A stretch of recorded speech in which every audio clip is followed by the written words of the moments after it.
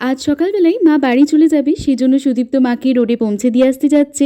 এমনিতে যা গরম পড়েছে, সকাল সকাল না বেরোলে খুবই কষ্ট পাবে। এবারে মা বেশ অনেক দিন ছিল, তাই মনটাও ভীষণ খারাপ লাগছে। তবে মায়ের সাথে খুব রিসেন্ট দেখা হবে। কোথায় বলো তো? কিছুদিন আগেই তোমাদের বলছিলাম না যে মামার মেয়ের বিয়ে আছে, ওখানেই হয়তো আবার দেখা হবে। আর দেখো এখানে সুদীপ্ত লাঞ্চ বক্সটা আমি রেডি করে রাখছি। ও তো ভাত খেয়ে দিয়ে ডিউটি বেরোবে, তাই আজকে লাঞ্চে লুচি দিয়েছি।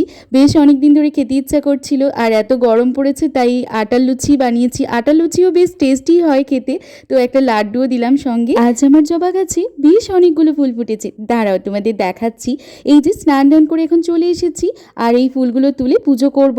নিজের গাছের ফুল তুলে পুজো করতে বেশ ভালো লাগে। এখানে টগর ফুলের গাছটা দেখছো, এটা কিন্তু আমি বসাইনি, এটা কাকিমুনিদের আগে থেকেই ছিল। এখানে বেশ অনেকগুলো টগর ফুলও ফুটেছে, তো সেইগুলো তুলে নিচ্ছি পুজো করব বলে। চলো দেখা হচ্ছে কোনো নেক্সট ইন্টারেস্টিং ব্লগে। আজকের জন্য এখানেই টাটা।